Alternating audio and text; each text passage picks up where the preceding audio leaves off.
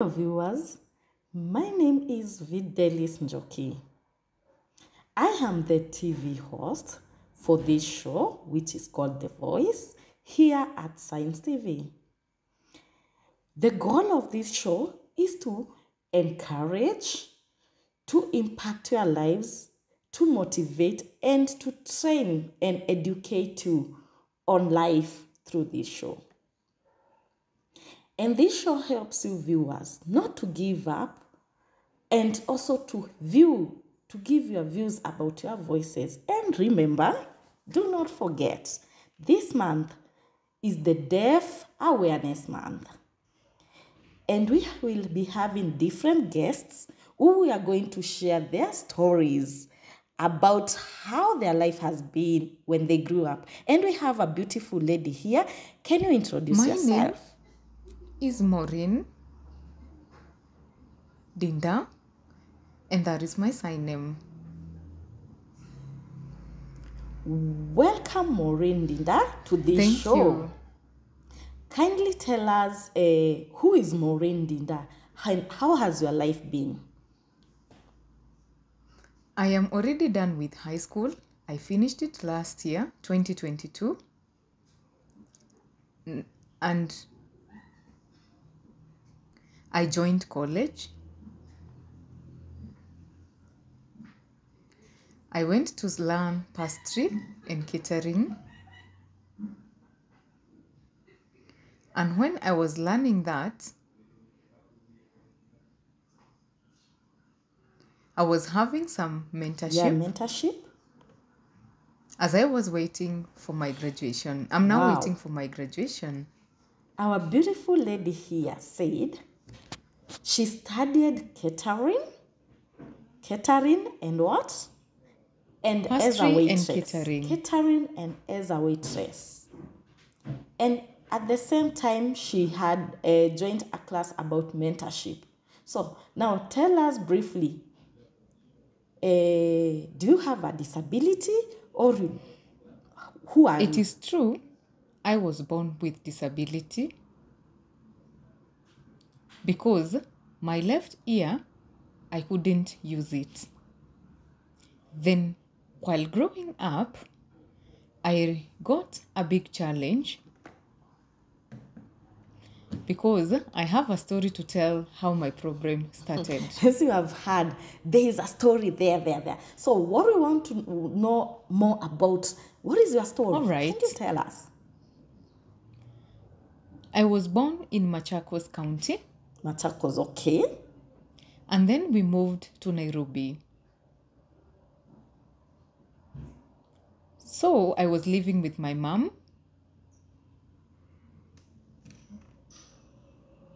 My mom was aware that I had a problem and one ear wasn't working and the other one was working. So my mom took me to Kenyatta National Hospital and the doctor said, it is okay, it is normal, but my mom continued doubting the situation. I don't know which hospital my mom took me next, but after that, we moved to so many hospitals. And the doctor said that the issue was not normal. My left ear was dead. So we bought a hearing aid, which did not help me. So we accepted the situation. You said something, eh? You said your left ear stopped hearing. So tell us more about that. Mean, what did my left ear could not work. That's all I need. But I could hear with my right ear.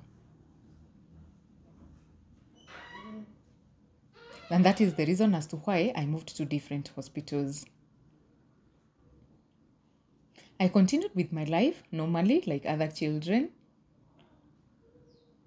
And when I was in class 5, that is where the problem started. When you got to class 5, do you mean you went to just a regular I was in school? A school with hearing children. Because People thought maybe I was pretending, but I knew I was not pretending. Later on, in class 5, my mom took me to a public school, actually a hearing school, and I continued learning normally. Then one teacher came to class, and he was teaching mathematics. So the teacher tried to talk to me, but I did not hear. So he repeated, calling even my name, but I didn't hear. Way later, he slapped me and the situation became worse. And that time, I was using the hearing aid. So when the teacher slapped me, the hearing aid entered inside the ear and I started crying. I decided to go home. I stayed at home for around 6 months. And my father decided it's better you stay home other than going back to school, because I think he had already given up. We decided to go to hospital to see how we could solve the situation, but the situation was so worse, there's nothing we could do after that. There's something that you have just said. You have been moving to different schools and you felt it was okay. And your parents thought that it would be a solution, taking you also to a public school. It's just a normal child, like any other child. And also the teachers were not understanding you. So I'm wondering, when the teacher hit you or when the teacher slapped you in class, how was your reaction? The teacher was teaching normally in class. It was just a normal lesson.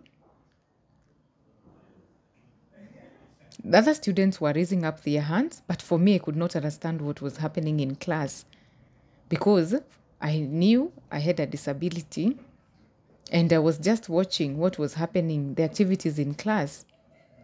Then the teacher was like, I'm not lifting up my hand.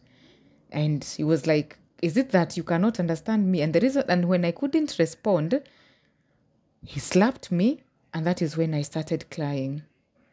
And I decided to go home and leave everything. And my mom asked me, what is the problem? And that is when I told my mom, the school you took me, this is where I have developed my problem. So when they came back to the office, there was a small argument about the school supporting my hospital bill and such. It's a sad story and a sad situation where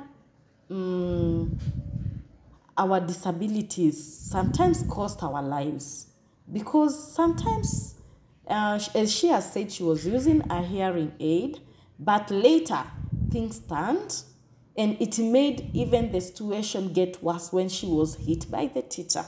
Now back home, you went back home and you stayed for 6 months. So in those 6 months, when you were at home, how did you feel? Were you okay? I felt bad. I saw many children going to school and I was the only person staying at home. Definitely, I felt bad. I was motivated to go to school, but I couldn't. Yeah, it was a worse situation going back to the school. Then, moving on, I stayed at home, and after 2 months, actually, I was okay. The situation was so bad after the slap, a lot of pain, but my mother could not help me go back to school. And everyone was like, stay home. I said, well, fine. When my ear was well, I went back to the hospital again.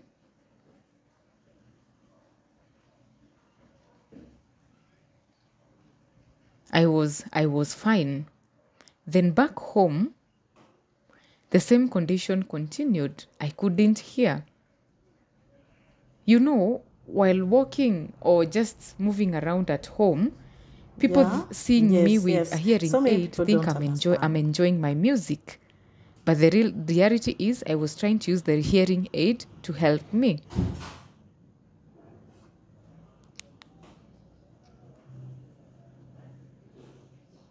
I saw a man walking just normally,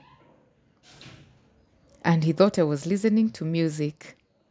So me, I didn't just care. I just went home. I focused on where I was going.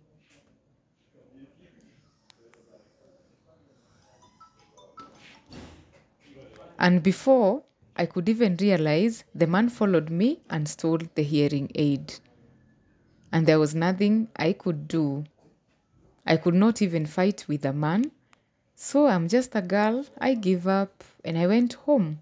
Because what could I do? I just went home, cried. I cried. My mother asked me what the issue was, but I told her the hearing aid has been stolen. And now from that time, my mother just gave up. Then she asked me, now, what do people really want with you? Well, life continued, and way later, we reported the situation to the police, and the police started looking for the man, but they didn't get the man, unfortunately. He had disappeared. So we decided to leave the issue and carry on with life at home. Now, after 6 months, we went back to the hospital.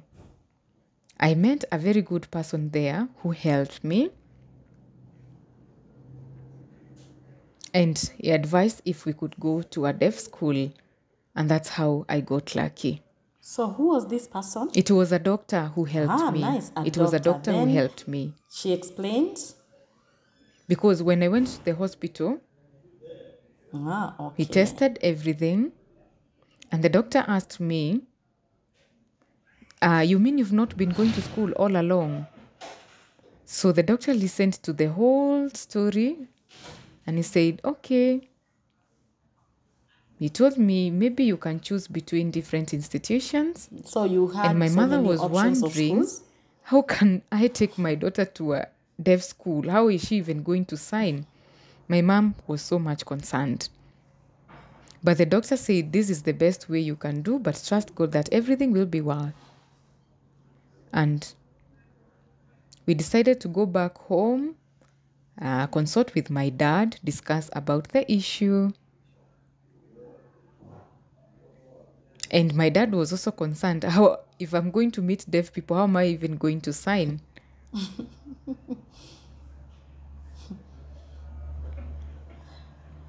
I don't know whether to say it's a sad story or an entertaining story, and also an emotional story. So you said the doctor gave you some options of different schools. And now the parents were wondering, how will this girl join a deaf school? Because you are not fully deaf, you are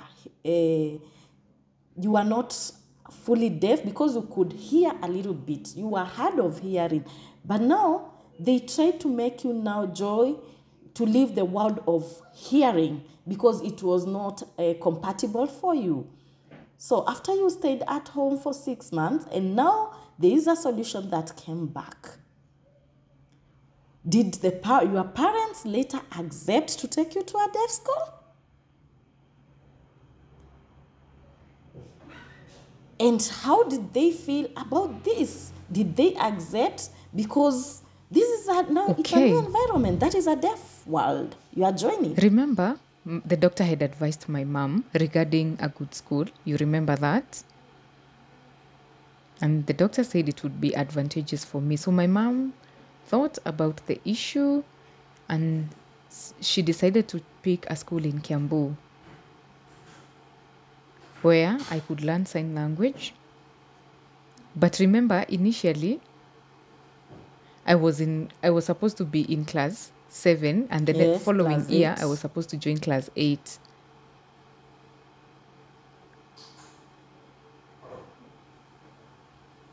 When the problem happened, I stopped school. You remember that. Now we are applying for another school in Kiambu.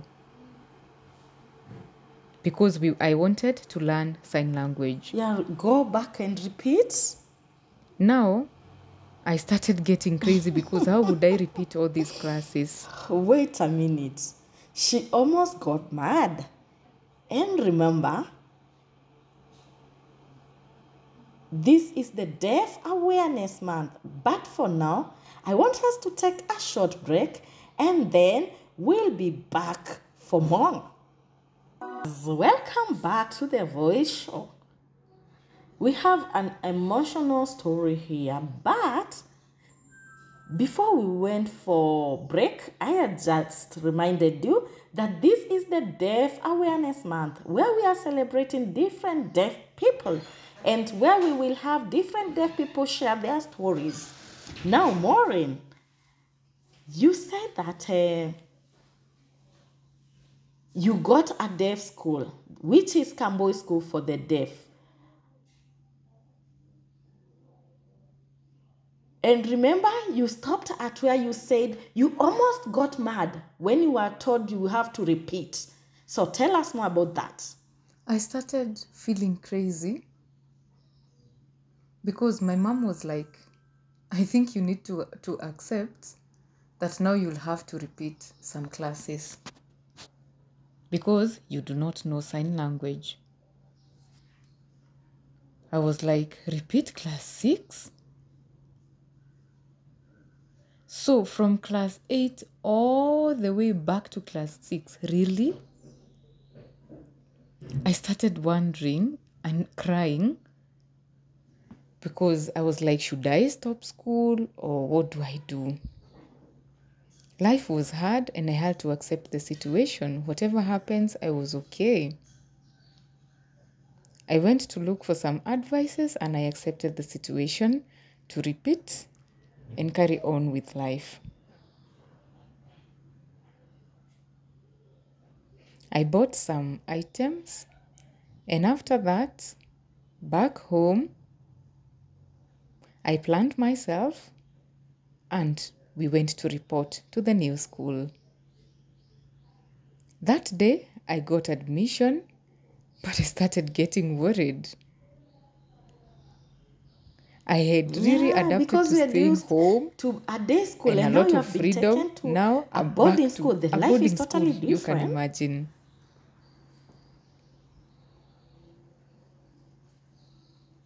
Because how could I even, who would help me clean my clothes at school? Because at home, everything was done for me.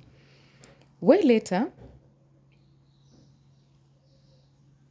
my mom told me I can try to clean my clothes, and my friends volunteered to teach me how to do it. I started crying. I didn't know what to do. I didn't know sign language. And life became Just very staying at home with no one to different. talk to. I saw deaf people signing. I was afraid because there's nothing I knew. My signs were kind of different. And I was worried. When I got to class, I got a friend who guided me, showed me how to write. Maybe that friend will see me on she's this watching. show. We continued with school, no more classes, everything was all right. And good thing,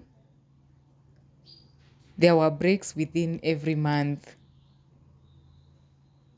Me, I was hoping for all those breaks. I was keeping waiting for them. I learned sign language. I started with the basics. You are good. I did 3 months. I got some skills. That is where I started building my confidence and accepting that I am deaf and I have disability. The ending is very amazing. Now, life at Camboy School for the Deaf, you completed class 8 and then you joined high school. How was high school life? Okay, now, after primary school, I continued.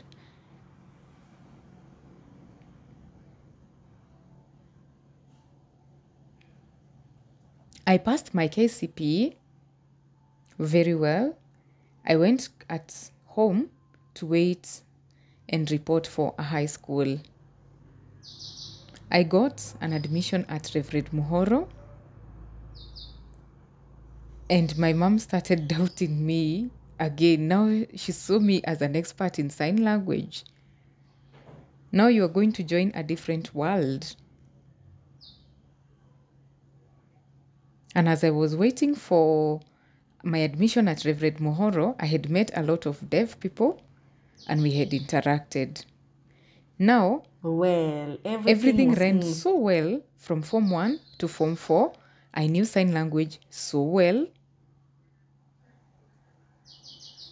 And then I remember that time, Corona came and it was so bad. Now I was like, am I going to repeat? The best thing was that I was okay. And high school ended so well. I knew sign language. And I continued well until I was done with high school. It's a very encouraging story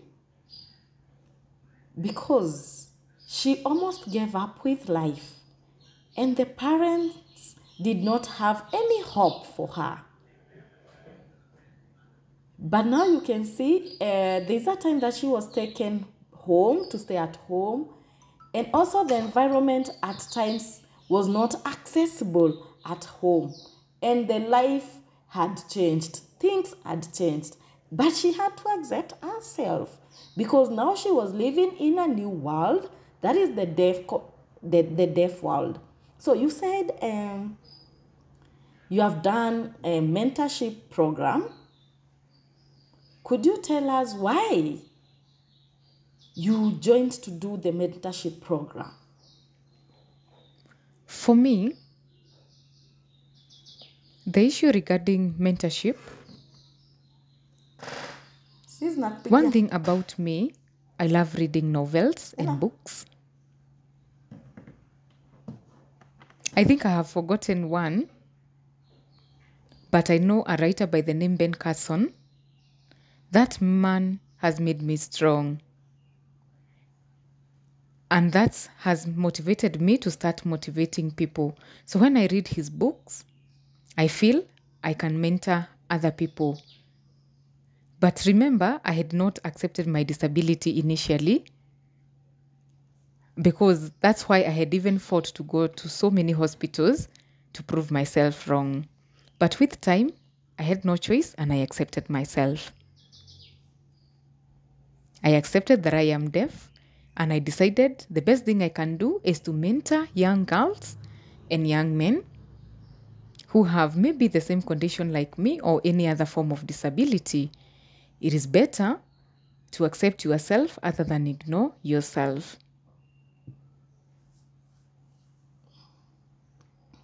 She has said something very important. She read the book of Ben Carson, and who is now a role model to her. Yes. Ben Carson. Yes. You have a role model here. And maybe you can advise the parents who feel that having a child with disability is not good, and maybe they're experiencing so many challenges. So how advise them, what can they do so that they may not neglect their children? And even at times when they are at home, you feel that they have no choice. What can you tell the parents who have children with disability or any caregiver who is taking care of a child with disability? For me, you can tell the viewers who are watching. Just face the camera. Okay. Also, it's okay. For me, I would love to advise parents who have children with disability. There are so many places these children can go. We have deaf schools.